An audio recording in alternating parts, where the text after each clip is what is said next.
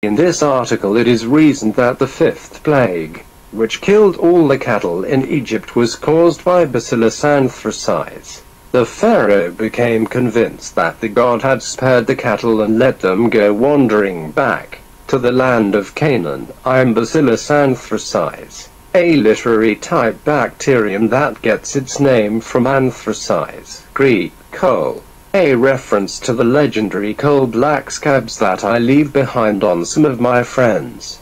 I say literary type because my exploits have been reported as the fifth plague of Egypt in the Bible, the sixth plague in the book of Exodus, the plague in Homer's Iliad, and I am even lamented by Virgil in his novels of ancient Rome.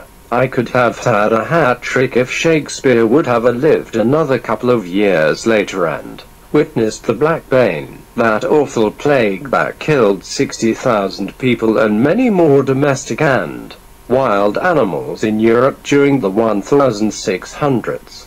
Well, now you know, that was me as well anyway. Where exactly was I? Oh yes, I was telling you about my exploits during the fifth plague of Egypt, Exodus 9-3, you know. To be fair, I really feel guilty about that one, because I really consider myself responsible for the present Middle East conflict and indirectly for Al-Qaeda's eventual destruction of the Twin Towers in New York.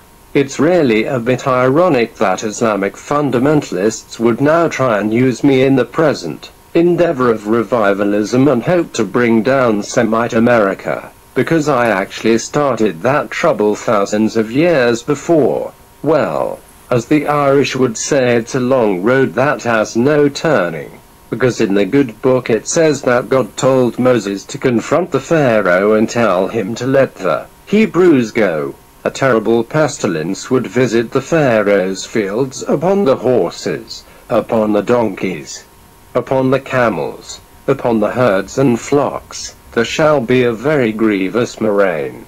And the Lord did that thing on the morrow, and all the cattle of Egypt died. But the cattle of the children of Israel died not one. Yes, it was me who finally convinced the obstinate Pharaoh to release the ancient Hebrews. After a series of other devastating plagues, back in 1300 BC, the first ones turned the river Nile to blood red and made it undrinkable.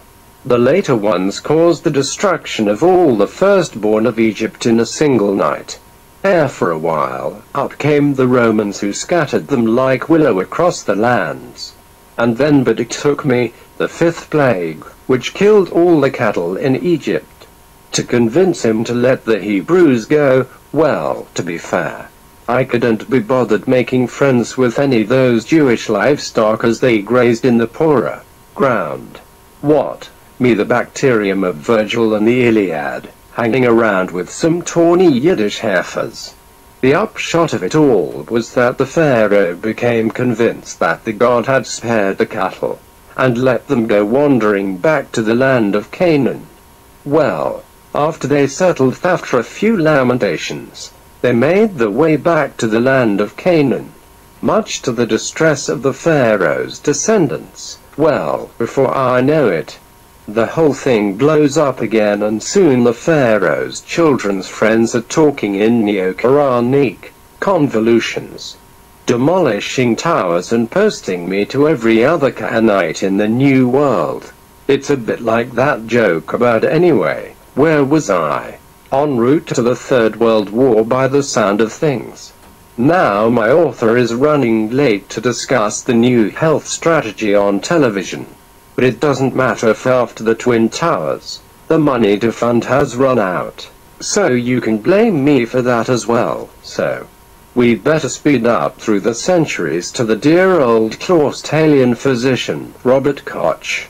Robert was born the same year that Richard Wagner read The Flying Dutchman.